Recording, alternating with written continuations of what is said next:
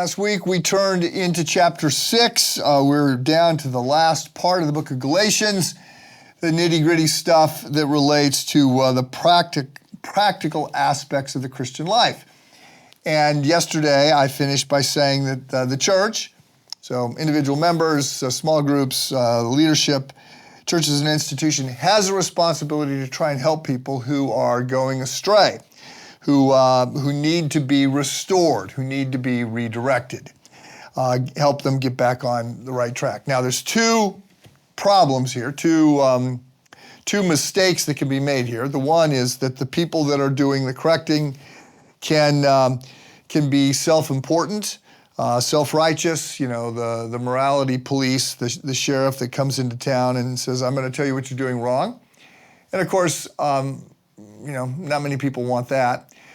The other error is the opposite direction, and that's that nobody says anything. They just simply step back and allow the person to, race down the wrong path.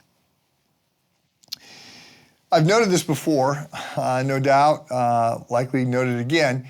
We pay money for things that are important to us, for somebody to tell us what we're doing wrong. We do it with, guitar lessons or golf lessons or tennis or pickleball. I don't know. Pick your thing. Maybe you've even got a coach at work who's helping you see your blind spots, weaknesses, correct that. Get on top of things. But when you go to a tennis pro, you want them to say, no, your grip is wrong on your backhand. That's what you've got to fix this. You're doing it wrong. So we pay money to somebody to tell us what we're doing wrong in areas that are not nearly as important as the kind of correction that we would want from a brother or sister in Christ who is going to say, look, you're doing this wrong.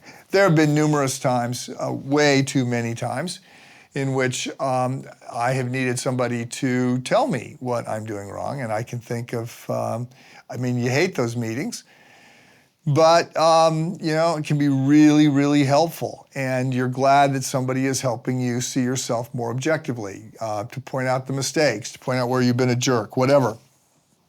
I'm in a couple of groups where we're really just trying to be that for other people. I was talking with a guy this morning about this little drill that we've done for years and years, 2+1, 2 affirmations and a challenge, right? I want to affirm this in you. I want to challenge this, and I want to affirm this. And we remember those conversations. We were talking today, just in a casual way, and he brought it up, and he was bringing up how I had said something to him, and he was good-naturedly maligning me for what I had said. And I pointed out that what I had said, the other guy had also said to him, and he said, "You sound just like my wife." And we're like, wow, who could imagine that your good friends and your wife are all telling you you're doing the same thing wrong? Perhaps you're doing it wrong. Now, blind spots are really hard to see past, and so we've got to be aware of that. And pointing out somebody's blind spots is a dangerous, challenging thing. We've got to be certain that we are not coming at this in the wrong way. So the passage says, watch yourself lest you be tempted. Watch yourself lest you think you are the morality police, lest you think you are, better than other people. We've got to take the log out of our own eye before we can take the speck out of someone else's eye. So AA has a good sort of approach to all this, right? It's not somebody standing there from a position of, self-righteous sobriety, I guess, in that situation, and saying you all need to be like me. But the help comes from people that say, hi, my name's Mike and I'm an alcoholic. And so there's this confession. And so there's a sense in which the context of this is, hi, I'm Mike, I'm a sinner.